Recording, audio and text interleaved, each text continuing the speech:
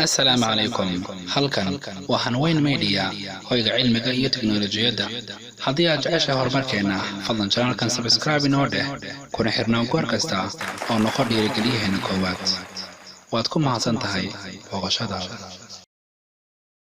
assalaamu calaykum waraxmatullaahi wabarakaatuh daawadayaashana qiimaha iyo qaayaha naga mudan meel walba aad joogtaan waxaad kusoo dhawaataan muuqaal cusub muuqaalkan hadduu ilaahay idmo waxaan intiisa badan uga hadli doonaa waxa loo yaqaano Microsoft Word 2010 documentigan Wordka loo yaqaano qaabka loo abuuro qeybihiisa kala duwan magacyada uu kala leeyahay qaabka qoraalka loo sameeyo qaabka taybada loo sameeyo iyo gabi ahaan isticmaalkiisa guud ayaan muuqaalkan insha Allah ka hadli doonaa marka hore waxaa muhiim ah inaad taqaano qaabka loo abuuro haddii ay kugu cusub tahay abuurista Wordka saas uma dhibadna marka hore waxaad tagtaa goob kamid ah goobta aad rabto inaad ku abuurto Wordka hadda aniga tusaale waxaan rabaa inaan ku abuuro desktopka meel bannaan tag muuska dhanka midig clickse kadibna waxaad raadaysaa new kadibna waxaad ka doorataa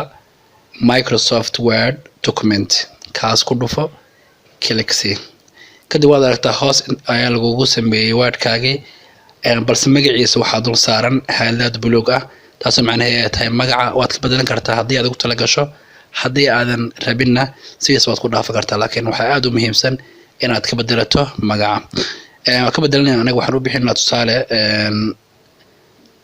bilow oo kale bilow maadaama uu yahay cashirka ugu horreeya oo Word documentiga waxaan leenahay bilow hadda waad aragtaa halkaas kore ayaa la geeyay marka haddii aad rabto inaad furtona hore ay soo baranay double click ayaad ku furi kartaa laba jeer inaad ku dhufato ama saxad dooran kartaa right click kadibna waxaad kasii dooran kartaa open qaabka doonto u furi kartaa hadda open iska dheh waan fureynaa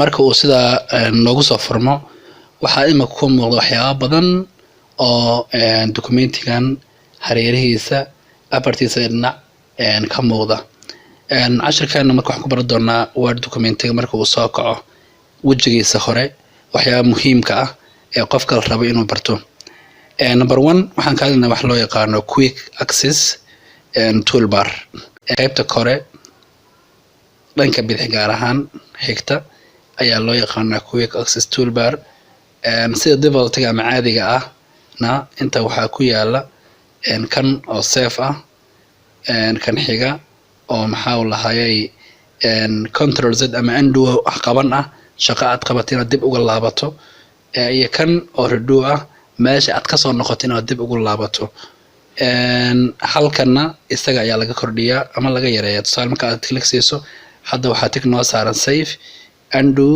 iyo redo oo ah inta tool ee halkaas inoo saaran haddii aan u baahana waan ku dari karaa mid cusub tusaale kana ku dayanaa horta asiga la tagsi kadib si automatic ayuu ku darsamay haddii aad u baahantahay inaad ka saartana tagta ayaad ka qaadaysaa marka qaybta halkaas saaran waxaa loo yaqaanaa quick access toolbar qaybtan labaad ee qaybta dhexe ah ay ku qoran tahay bilow halkan ay ku sii taalo nooca uu yahay oo Microsoft Word waxaa loo yaqaanaa title bar waana documentiga Wordka ku furan ciwaankiisa ama magaca ku qoran ayaa halkaas kaaga soo baxa sida hadda magaciisa Wordkan waa bilow nooca uu yahayna waa Microsoft Word okay qayb saddexaadna waa qaybtan saddexdan shay kan waxaa loo yaqaanaa minimize button ujeed shaqadiisuna waxa ay tahay in Wordkan la dejiyo haddii aad u baahan tahay inaad ka baxdo qaybtan waad dejin kartaa kan waad taabanaysaa kadibna waad aragtaa waxaa imika toos u imaada desktopkii haddii aad u baahan tahayna waad soo kicinaysaa marka kan minimize baa la yidhaha waa in la yareeyo oo la dejiyo barqadii weyneed oo ballaarneed oo Wordka ahayd kanna shaqadiisu magaciisa horta waxaa loo yaqaanaa maximize button ama restore sida caadiga maximize button loo yaqaanaa waana in hadba muuqaalka documentiga Wordka ah cabirkiisu guud la weyneeyo ama la yareeyo tusaale hadda markaan sidaas u taabano waad aragtaa inuu yaraaday haddii aan sidaan u taabtana waa aragtaa inuu weynaaday marka aad rabto inaad yareyso qaybtan waxaa la yiraahdaa restore marka aad rabto qaybtan inaad weynaysana waxaa loo yaqaanaa maximize. qaybta ugu dambaysa midabka casaanka uu saaran yahay iminka ee cancelka ama crosska saaran yahayna waxaa loo yaqaanaa close button. waa laga xiraa documentiga. haddii aad u baahanta gabi ahaan inaad iska xirto halkaas ku dhufanaysaa gabi ahaanna documentigaagii wordka ah wuu ku xirmayaa. qaybtan ka hooseysa qaybta sare oo la aagaas oo dhan aagan aadka u weyn waxaa loo yaqaanaa ribbon ayaa loo yaqaanaa. waana ciwaankaas wixii ka hooseeya. ribbonkan waxaa ku jira waxyaabo aad u badan oo loo yaqaano tabs. kan waa home tab, insert tab, page layout tab, reference iyo kuwa fara badan. halkan ribbonka ayaa laga qariyaa loona soo muujiyaa. tusaale haddii aad click soo taabato waad aragtaa ribbonka oo dhan waa u baxay. kaliya waxaa soo haray kaliya magacyadii bis ayaa soo haray oo sharaxaada guud iyo muuqaalkiisii dhammaa wuu qarsoomay. haddii aad u baahan tahay inaad soo muujisan isla halkii un click qaybtan calaamad su'aalka saaran yahay waxaa loo yaqaanaa Microsoft Word Help. waa qaybta caawinta documentigan wordka ah. qaybta kale warqadan ballaaran ee cad ee intaas la eg ama kastaba qofku wax ku qoro kuna diyaariyo documentigiisa waxaa loo yaqaanaa document window. inta badanna qoraalka halkaas ayuu kusoo qormaa kana soo muuqdaa. waxa ka sarreeyo waa mastarad oo ka jirta kor iyo geesahaba. marka middan geeska ah waxaa loo yaqaanaa vertical ruler. middan kore ee ka shaqeysa isagana hadba jeefjeefka ahaan u samaysan waxaa loo yaqaan horizontal ruler.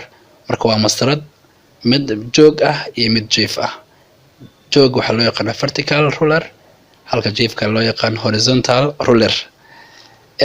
sidoo kale qaybtan dhankan waxaa ku yaalo wax loo yaqaano scroll bar.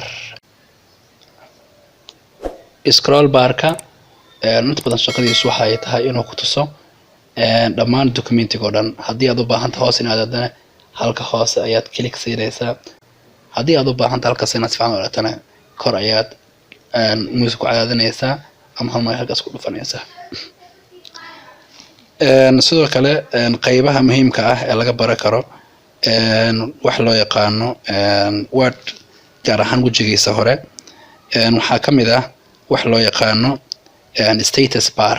qaybtan hoose ayaa loo yaqaanaa. qaybtaas oo dhan ilaa halkaas hoose aada ayaa loo yaqaanaa. qaybtan status barka waxay ku siinaysaa faahfaahino ku saabsan wordka aad isticmaalaysid. tusaale inta page ka kooban yahay, inta eray aad isticmaashay, luqadda aad u isticmaashay.